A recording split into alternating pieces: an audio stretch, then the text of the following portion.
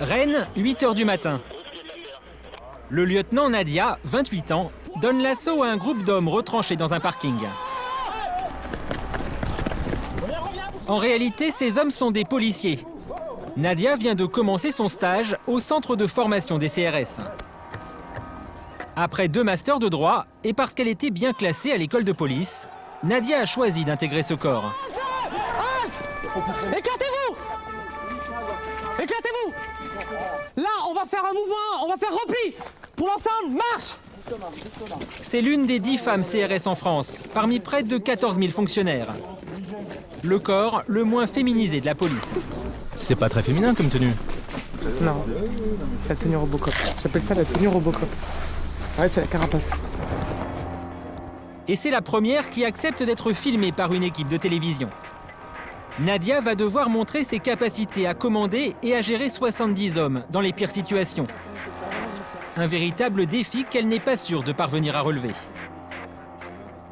C'est une possibilité de se dire, d'arriver à la fin du stage et de s'apercevoir, moi c'est ma crainte, et de se dire, bon bah finalement, je suis pas faite pour ça. Là pour le moment, je suis dedans, ça me plaît et je ferai tout pour que ça marche.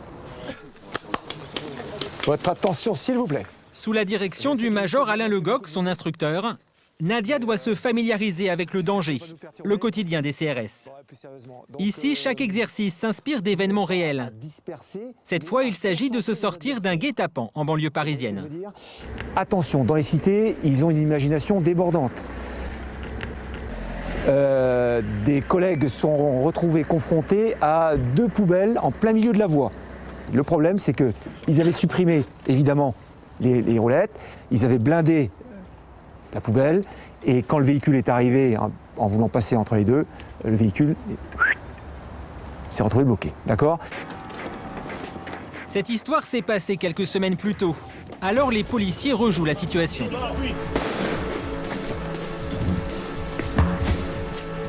Prenez, il y a un coup de feu. Allez, on descend, on descend. Non, pas de ce côté-là. De l'autre côté, non. On descend.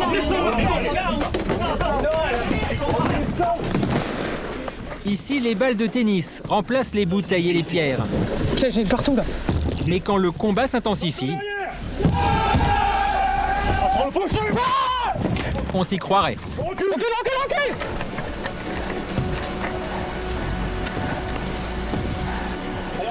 10 minutes plus tard, le groupe a déblayé le barrage et quitte les lieux. Premier pas un peu difficile pour Nadia.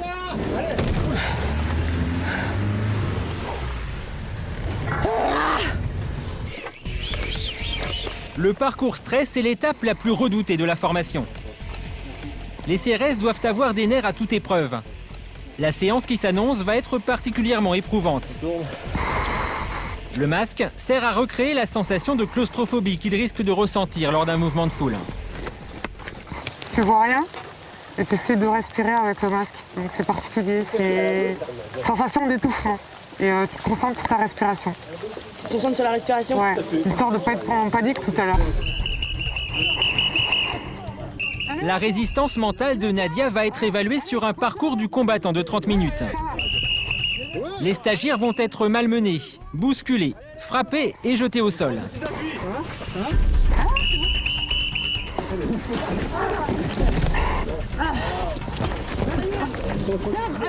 Nadia garde son sang-froid et résiste comme les hommes. Et quand elle peine à franchir l'obstacle, ses collègues lui viennent en aide. Allez, aidez Nadia là, il faut les bien passer, allez. Allez, on l'aide, allez. C'est bon.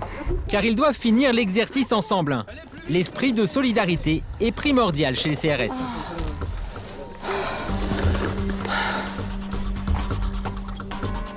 C'est cette valeur qui a attiré Nadia dans ce corps très particulier de la police nationale.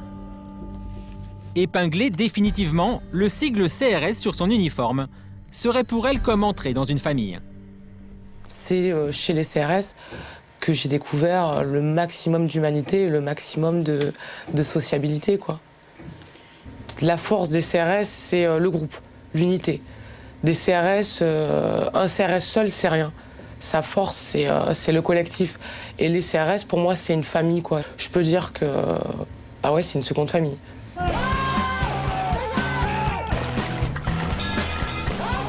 Mais pour devenir officier, Nadia va devoir tenir encore 15 jours de stage. 15 jours d'épreuve, avec des exercices jour et nuit. Va-t-elle résister à ce régime commando? Mais les dangers et les risques, tout cela n'entame pas la détermination de Nadia.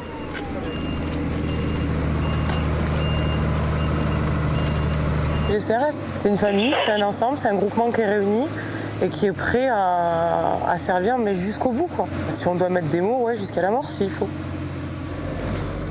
Un discours étonnant dans la bouche d'une jeune femme. Lieutenant, comment à 28 ans on peut vouloir donner sa vie pour une nation? Comment à 28 ans on peut donner sa vie pour une nation? Parce qu'on en fait partie. Parce qu'on en fait partie tout simplement et qu'on a envie de la défendre. Et que tout ce qui peut éventuellement y porter atteinte, ben, on cherche à le protéger, quoi. C'est comme une mère avec ses enfants, c'est comme un frère avec sa sœur, c'est comme un ami avec un ami. Nadia ne s'abandonnera pas longtemps à ses élans de patriotisme. On se reconditionne car la compagnie est engagée à Rouen. Donc, Coup de théâtre, l'exercice est stoppé, séance tenante. on y va, allez. La compagnie du commandant Durand est appelée d'urgence pour une manifestation étudiante. L'actualité prend le dessus, hein. Absolument, ben, c'est l'actualité. Hein. On est dans une actualité qui est un peu tendue en ce moment, mais il n'y a pas de problème. Les CRS sont prêts à partir. C'est la force des CRS, c'est leur mobilité et réactifs, toujours prêts à partir. J'ai presque envie de vous suivre. Embarquement pour la compagnie. Nadia, cette fois, ne sera pas de la partie. Elle doit encore patienter. Elle aura sa première affectation dans 1 mois, si tout va bien. Un petit peu frustrée de les voir partir. Là, ils s'en vont dans la réalité et moi, je suis là. Je suis encore en formation. Voilà. Mon tour viendra, il aura l'occasion de venir et de revenir.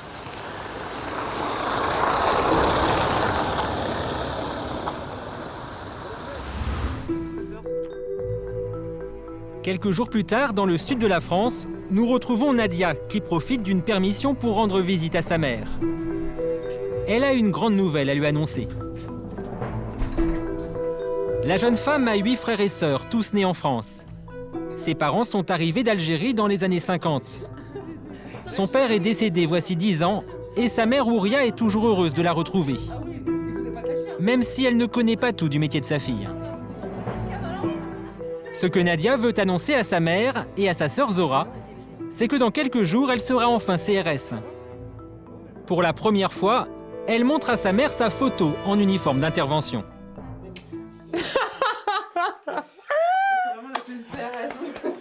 Bon, attends, ça va bien, tout le monde me dit quand même va bien, j'en sais rien, moi. Il y en a, ça fait 5. Il y en a, ça fait 5. Des fois, je pense à elle.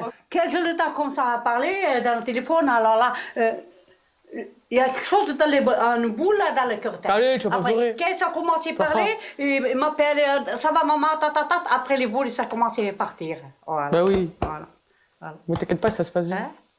Voilà. Bah oui. Voilà. Et Ouria n'est pas au bout de ses surprises. Elle ne sait pas non plus que Nadia évolue dans un environnement exclusivement masculin. Moi, là, je travaille avec 140 hommes. Ah, tu travailles pas avec les hommes?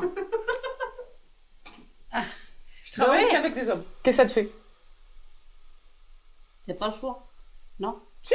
Si, tu as le choix. Ah, mais j'ai le choix, c'est moi qui ai décidé de partir là-dedans. Il n'y a que des hommes. Pour le moment, Oui. les gens que je commande, les gens avec qui je travaille, les bonhommes que je commande, comme Abdo, par exemple, Oui. eh ben, il n'y a que des hommes. C'est que des hommes. Il n'y a pas de femmes dedans. Il n'y a pas de femmes. Il y a une secrétaire. Il y a un secrétaire quand même. Mais elle n'est pas sur le terrain. Je vais parler avec elle des fois. Zora est l'aînée de Nadia. Elle aussi a eu du mal à comprendre les motivations de sa petite sœur. Moi, c'est vrai, quand j'ai appris qu'elle souhaitait rentrer chez les CRS, que ça y est, elle avait changé, c'est vrai que ça m'a étonnée. Et moi, ma crainte, c'était qu'elle ne soit pas acceptée. Voilà, qu'elle subisse certaines choses, quoi. Après, bon, elle subisse du racisme, voilà, c'est le cas de le dire. Moi, dans ma tête, ouais, je me suis dit peut-être que ils vont avoir du mal à m'accepter. Non seulement je suis une femme, en plus je suis issue de l'immigration, même si je me considère française avant tout, je suis française, voilà. Maintenant, oui, j'ai des origines, je les assume entièrement. C'est vrai que j'ai eu cette petite question, cette petite crainte. Et puis finalement, ben non. J'ai jamais ressenti un comportement étrange ou un comportement par rapport à mes origines. Son stage terminé, Nadia doit être envoyée dans l'une de ses toutes premières missions en banlieue. Quand elle reviendra voir sa mère, tiendra-t-elle le même discours? Retour avec Nadia.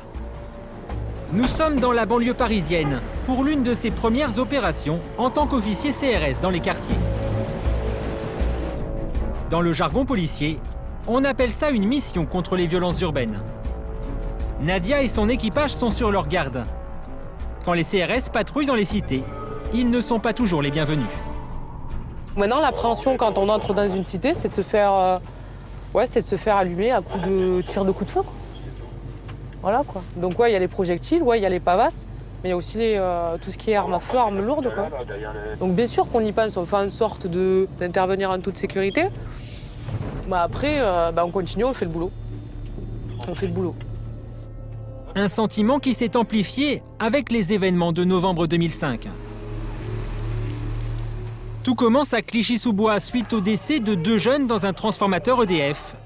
Et puis c'est toute la banlieue qui s'enflamme. Voitures incendiées, cocktails Molotov, barrages, affrontements.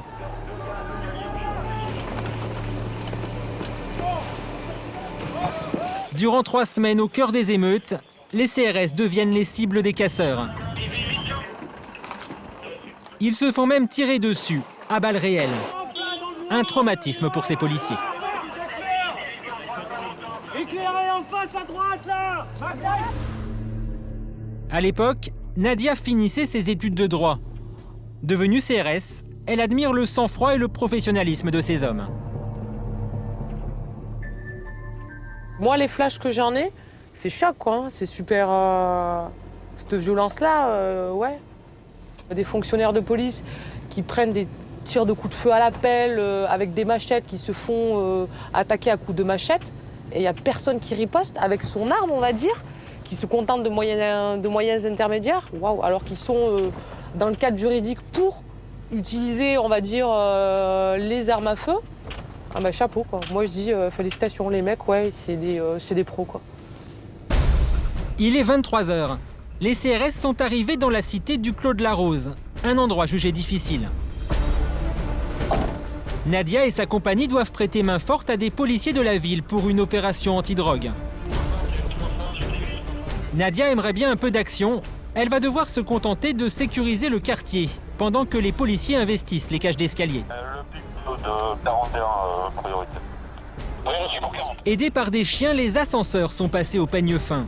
C'est la nouvelle cache à la mode. Dans celui-ci, le chien ne trouvera rien. Mais dans un autre immeuble, les policiers mettront la main sur 2 sachets de cocaïne. La cité est calme, peu de travail pour les CRS. Nadia est appelée par la commissaire qui gère l'opération pour mettre en place des contrôles routiers. C'est celui qui est là? Oui. D'accord, ok. Oui, puisque là, on est assez nombreux. Oui, d'accord, ok. Bah, j'envoie une section là-bas faire du contrôle routier. Ok. Merci. Elle ne l'avait sans doute pas imaginé comme ça. Pour sa première mission CRS, Nadia doit contrôler des voitures. Mais le lieutenant va avoir de la chance. Ces hommes viennent d'arrêter un véhicule suspect. En fouillant la voiture, les CRS découvrent 2 sachets de cocaïne. Nadia décide de faire intervenir Abyss, le chien renifleur. Vous leur demandez le chien, si possible, d'avoir le chien stup. Pour la fouille du véhicule. Le pic de 41. À peine arrivé, Abyss se jette sur le tapis de sol de la voiture, juste derrière le siège passager. Doucement. Il doit rester encore du produit. Doucement. Doucement, calme. Personne. Attention à vous. Son acharnement va payer. 3 autres sachets sont découverts. Ouais, prends les bonbonnes. Au total, 5 petits paquets à l'intérieur desquels il y aurait au moins 10 grammes de cocaïne, l'équivalent de 500 € environ. Ouais, j'en ai 3 déjà. Une belle prise pour les hommes de Nadia. Les 2 suspects sont immédiatement emmenés au commissariat par les CRS et mis en garde à vue. La jeune lieutenant est satisfaite de cette mission, qui avait plutôt mal débuté. Allez, on y va, les gars. Type positif. plutôt. Malgré le secteur plutôt calme. Donc ça remonte le moral. Thank you, mec. Allez.